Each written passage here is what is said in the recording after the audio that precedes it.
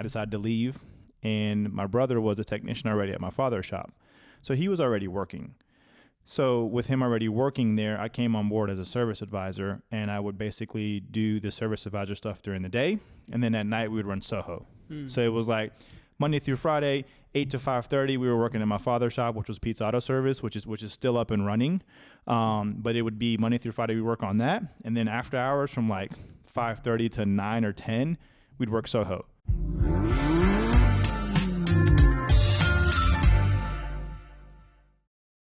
Hey guys, this is Elziah from SOHO Motorsports, and this is our newest podcast where we'll be discussing everything VQ related. Be sure to follow me at Elziah_31. Today we have Nick, one of our founders here at SOHO Motorsports.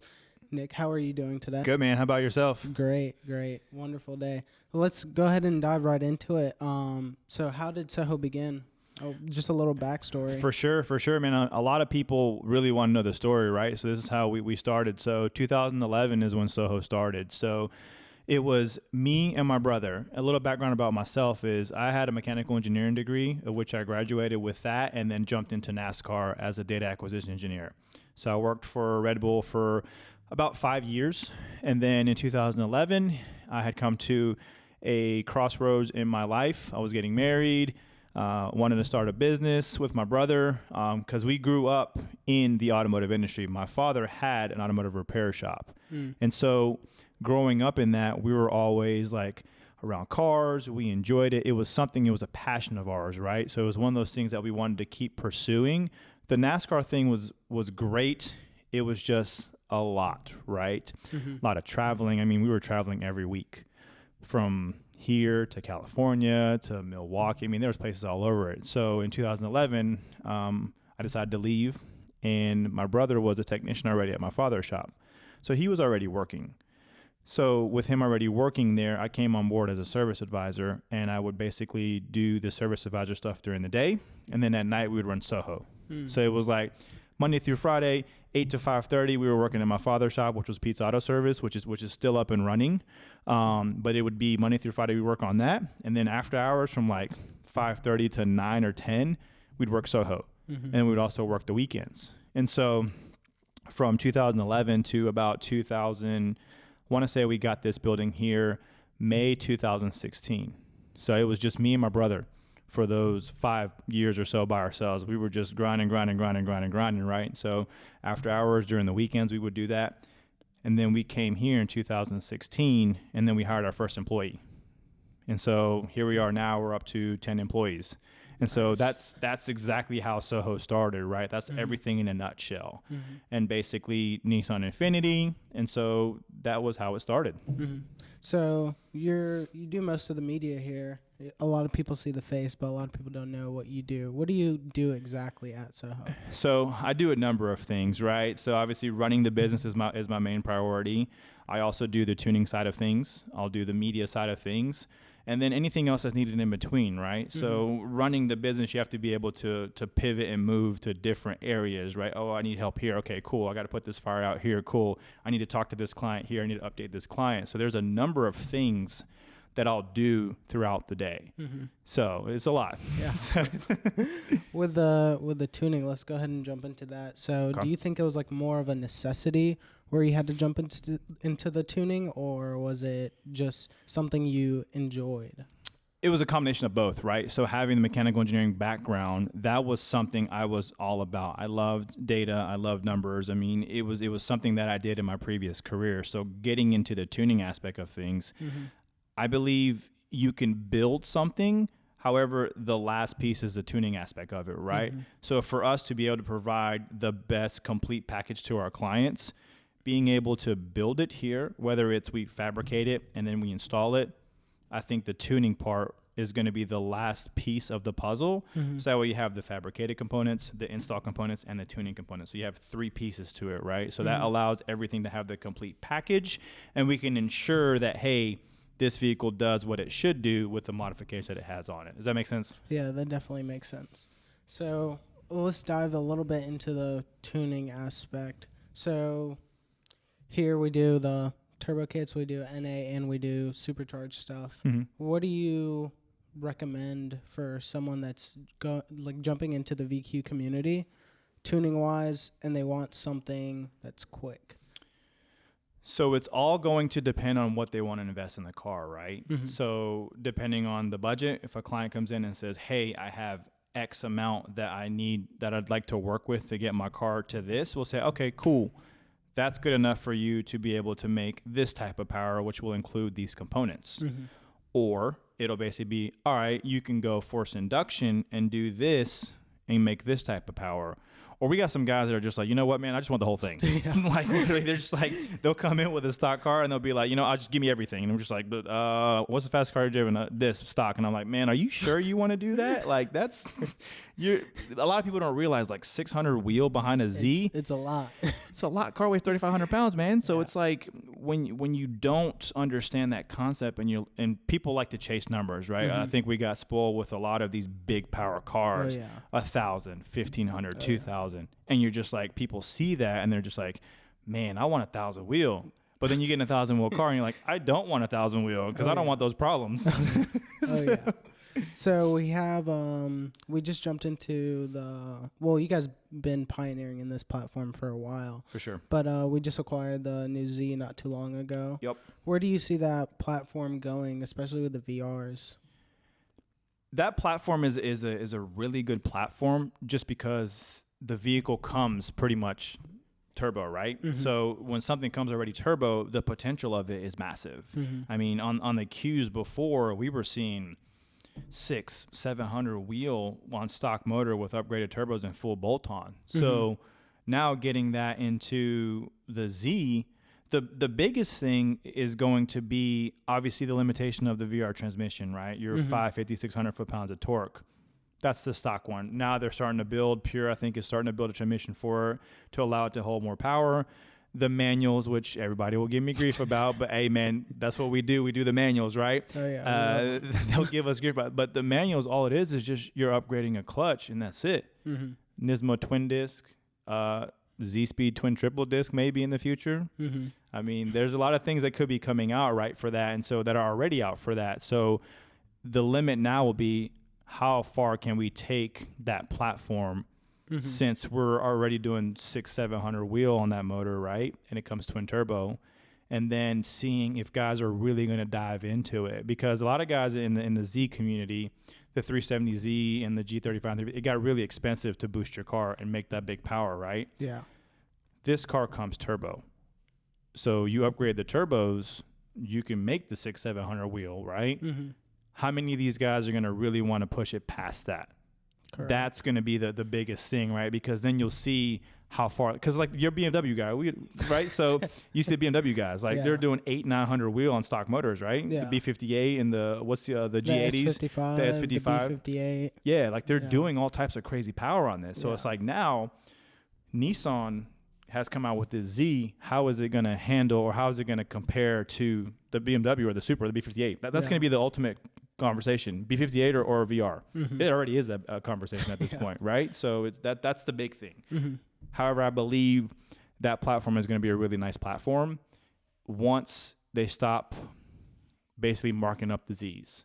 I think marking up the Zs, that was a big left a lot of people with a bad taste in their mouth, right? Oh, yeah, it definitely pushed a lot of people away, especially on a brand new Z when you can spend that money, or you can, just like the BMWs, go out and buy a brand new G80 or something. Correct. Which one's going to get you the most power, realistically, for a cheaper price? Exactly. The BMW is going to have rod bearing failures, but we're not going to talk about that. But it's literally, they were marking up 20, 30 grand, right? So it's like, who's going to pay? Because you got to remember, you can only finance what the car is worth. Yeah. The rest of it you got to pay. So who's going to have $20,000-$30,000 on top of the car to buy one? Oh yeah. You see what I'm saying? Yeah. So. But so do you think in that platform it's limited by motor right now or transmission wise? Because I see a lot of the Q guys that come in here, it's mostly autos. I've seen a couple new Zs with manual transmissions, but we know a lot of people don't like to push the manual transmission. So what do you think is going to be that limitation? So Pure is coming out or is already in the process of upgrading or building a built transmission for the new Z, and I believe they have them for the Q already. So it's going to be something that is with the manuals. It's just a clutch and a flywheel. The Nismo has a twin disc, so that clutch and flywheel is going to be fine. I'm not worried about the manual stuff. So a win for the manual guys on this one. However, the auto is going to be where you'll see, can that auto handle that power and that torque? That was a big thing with 370s, G37s. Like you can make all the power in a motor. Some transmission, the autos couldn't handle the torque, even if they were built. Clutches were failing. It just wasn't figured out 100%. So, yeah. Well, since we're already talking about the VR and that whole platform, I want to highlight something that's very controversial at the moment with the VR transmission swaps with the 370s and the G37s. So give us because a lot of people are curious about it, like a little background on like what it takes to do that and the benefits of that transmission. For sure. And this is something, obviously, the VR transmission has been out. This isn't something that we basically were like, oh, we're the first. It was never anything like that. This is just something that we basically showed, hey, we have clients that want this. This is what we install. This is what it entails. Like you'll see the most recent post that we had. A lot of people were saying, "Oh, this guy did it first." This guy there was nothing about me ever saying about doing it first. It was like, "Hey, this is what we do. This is what works. Let me give you some information." Because a lot of people don't know. We get those calls probably 5, 6, 7 times a week. Oh yeah. What do I need to do this? Okay, cool. VHR flex plate, you do the VHR TCM, you do the VR valve body, VR transmission, and then obviously you can still use the ECU at that point, and then you tune it. I mean, it's a very simple swap, and then also depending on what you got, upgraded drive shaft, which we offer as well too. So it's like I said, it's a very simple swap. It's been out there for years. It's one of those. It works. Yeah, it does. I mean, these cars are done with that. Oh yeah. Like you told me the other day. What'd you say when you were driving yours? You saw the video. Yeah, it shifts quicker than a DCT in my opinion, honestly. Yeah, because you were driving yours, and you were looking down. You're like, dude, this thing shifts better. Yeah, but it works, man. Like it's one of those things that it works, and we're just explaining what we've found from our clients' experiences, what they think. Right? Hey, I enjoy this setup. Cool, let's do this, right? So especially pairing it with boost, I think it's it's underlooked. Correct. With the VR trans and a single turbo kit, that is a wild ride. Dude, that's a cheat code. Oh yeah. BMWs, watch out. Another topic we can jump into is our shop cars here. Nizzy. Okay. The 350, the air-to-air. Yep. That, I think, is very underlooked in people that want to go boost, the NA guys that are looking to go boost, because it's a very reliable car. It's simple, and that package is very cost-efficient. For sure. For what you're getting, I mean, you're doubling the horsepower. HR comes with 250, 270, maybe 300. Obviously, you're going to see 300 when it's tuned, right? So the fact that you can go from 300 wheel tune to 550 on pump, I mean, you've driven that car. Oh yeah, it's quick, it's fun, and it's enough. A lot of people, again, shooting for the 1,000 wheel horsepower. You really don't need that. I think anything past 600 is too much, in my opinion, for a street car. Especially on that now, a lot of people may say, "Oh, that's false." There are some people that want more. We're not saying that, right? Like, I just want to clear the air with that. Like, your average client that comes through here, 500 to 600 wheel is going to be enough. Oh yeah. And then you have that 10 to 20% that's like, nah, I want more, right? And then you have the 5% that's like, I want all of it, right? So speaking on the 350 platform, you have your personal one. Correct. Is that what kind of pushed you to jump into this platform? So yeah, that was the first car that I bought after I got out of college. And so 05 350Z, that was my pride and joy. Worked hard in school, and that was what I got. And then basically from there, as I was saying before, we were working at my father's shop, and it was one of those where, okay, let's see what kind of potential this vehicle has. Let's put some wheels on it. Let's put some suspension on it. And it just obviously snowballed one thing into another. So Perfect. Yeah. Well, thanks for having you on today. For sure, man. Thank you. It was great to get some inside. We do have more episodes coming. Yep. And different topics. We'll go ahead and follow us at SOHO Podcast. Correct. SOHO Podcast. You can follow it. It's also linked under the SOHO Motorsports IG. And if you want to, I just got on IG as well too. So follow me, Nick_Soho. And basically, yeah, be looking out for all these videos. We're going to try to do at least 1 to 2 a month, if not more. Obviously, we do these on the weekends because obviously our clients are first, right? And this is something that we're just jumping into. So we want to make sure that clients understand that the podcast is not something we do during the business hours. We do that on the weekends. Correct. Just so we can provide a little bit more information to the community, right? And as we continue to grow, the biggest thing that the focus of the podcast is getting clients on here, getting clients on here to discuss their experience or what they found or what didn't work, and also getting other business owners to come.